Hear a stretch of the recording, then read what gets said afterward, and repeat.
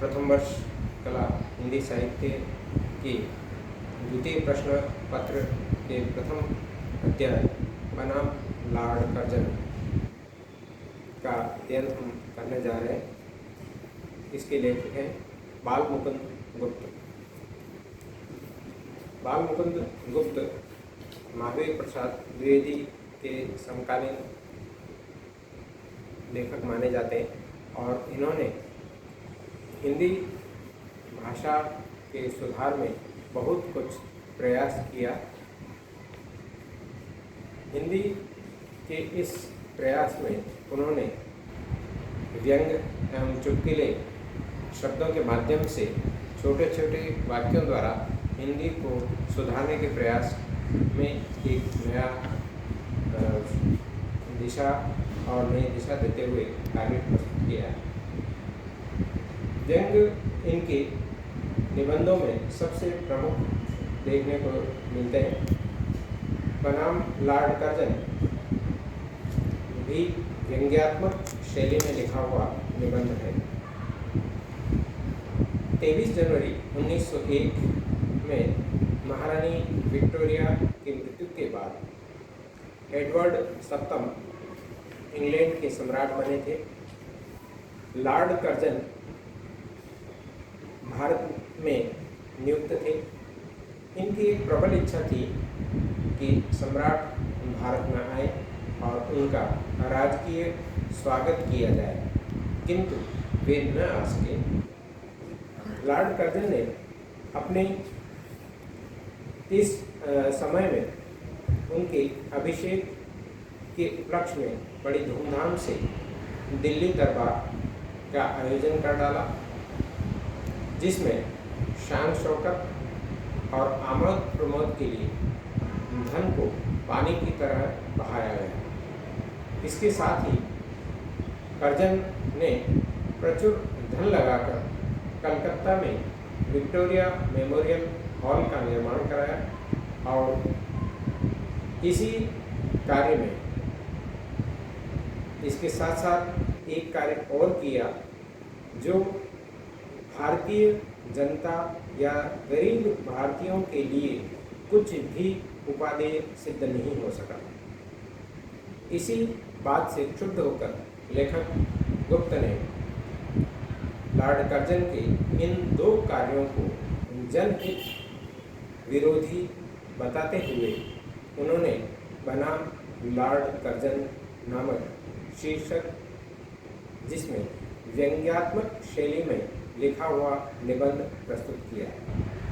वे स्वयं एक लेखक जिन्होंने अपना नाम परिवर्तित करके भंगड़ शिव शंभू शर्मा रखा और इसी कल्पना के माध्यम से बचपन में बुलबुलों को पालना, उनको उड़ाना, जो उनका चाव था, अपने पिता की बिना अनुमति के यह कार्य संभव नहीं था।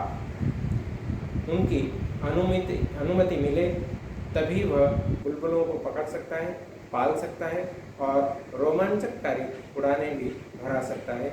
यह केवल कल्पनाओं के सुखद आनंद के रूप में वह पालक शिव शंभू शर्मा जब नींद में सो जाता है और अपनी चारपाई पर यह सारा स्वप्न देख चुका होता है, परंतु जब स्वप्न भंग हो जाता है, चारपाई पर पड़ा रहता है और उसे मालूम होता है कि मैं कहीं भी नहीं हूँ, केवल मैं अपने ही कमरे में अपने ही घर पर हूँ। ऐसी स्थिति में उसका वह सारा सुख स्वप्न भंग हो जाता है और केवल मात्र अपनी ही जगह पर पाता है। भारतीयों की भी यही दशा रही। केवल मात्र लॉर्ड कर्जन ने एक कल्पना की और बुलबुलें पालने की और उन्हें उड़ाने की जो कार्य शैली में उन्होंने विक्टोरिया मेमोरियल हॉल और दिल्ली दरबार ये दोनों ही सजाए, इसमें केवल मात्र चंद पेट भरे अमीरों के लिए उन्हें अपनी और आकृष्ट किया, परंतु हमारे भारतीय गरीब जिनके लिए पेट भरने के लिए भी अनाज नहीं उपलब्ध है, उनके लिए तो उन्होंने कुछ भी नहीं किया। यह हश्र केवल मात्र एक नुमाइशी है जिस प्रकार से उसे सजाया जाता है और पुनः उजाड़ दिया जाता है। तो ऐसी स्थिति में इन्होंने यही कार्य किया। लेखक ने इस निबंध के माध्यम से यह स्पष्ट किया है कि लॉर्ड कर्जन द्वारा किया गया कार्य जनता के हित में नहीं है।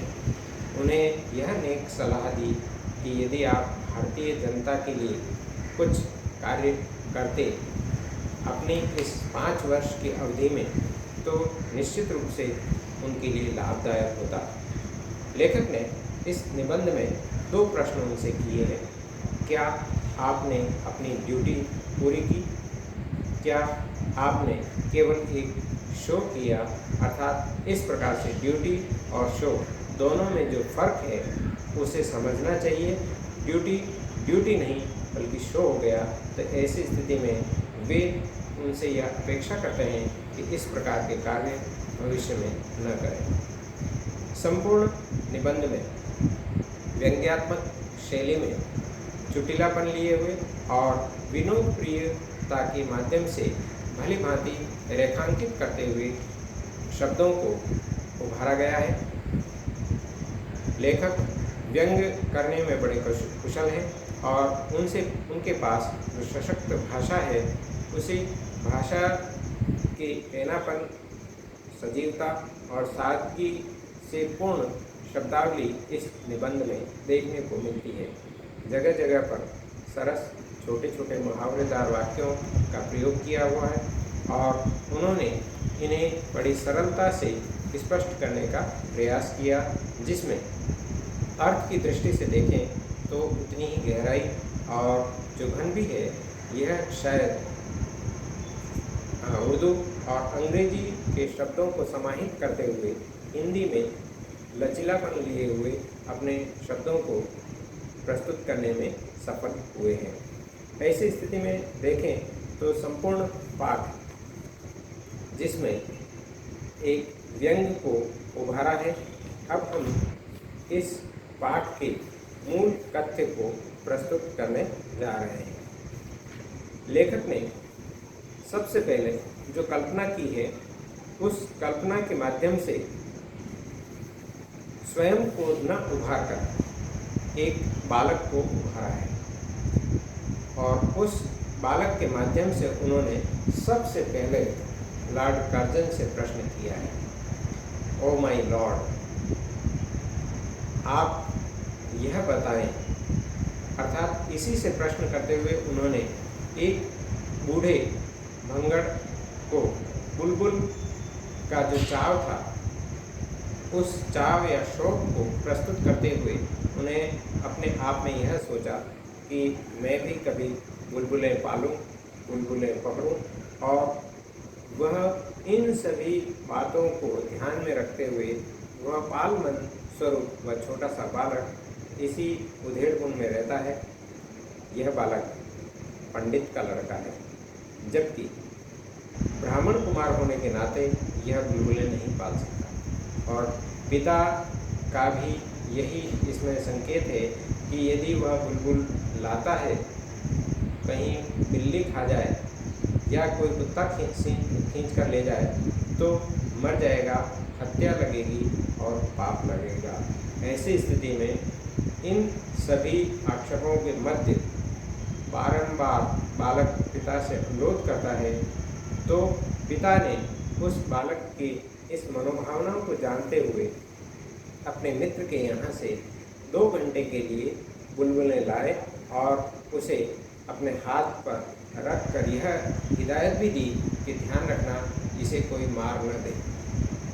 पुनः उस कड़ी निगरानी के मध्य जब वह उन बुलबुलों को पुनः लौटाते हैं, तो एक दिन जब वह बालक विद्यालय जाता है तो उस रास्ते में उन्हें एक नया आदर्श दिखाई दे रहा है और नई बातें उसे सोचने को मजबूर कर रही हैं।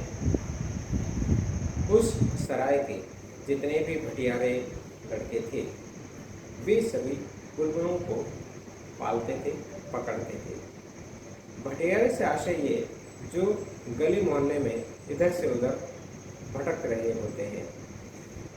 ये बालक उन छोटी छोटी बुलबुलों को पकड़कर लेकर आते हैं और गांव को 2 पैसा 3 पैसे में बेचने के लिए भी आ जाते हैं। तो जो भी उन बुलबुलों को पकड़ते हैं, खरीदते हैं, वे बड़े आनंदित होते हैं। बालक शिव शंभू शर्मा के मन में भी यही विचार आया कि मैं भी क्यों नहीं अब इन बुलबुलों को पालूं, पकड़ लूं। परंतु बिना पिता की आज्ञा के वह न बुलबुल पाल सकता है, न पकड़ सकता है। उधर उसके मन में अपार इच्छाएं हिलोरें ले रही है और वह उन स्थितियों में इसी उदेड़पुर में जंगल में उड़ती हुई बुलबुलों को बारंबार देखता है और वह ऐसी ही स्थिति में जब सो जाता है, कल्पनाओं में जब वह उड़ता रहता है, आनंद का अनुभव कर पाता है, परंतु यह बालक का सुख संसार क्षणिक रहता है। धन्यवाद।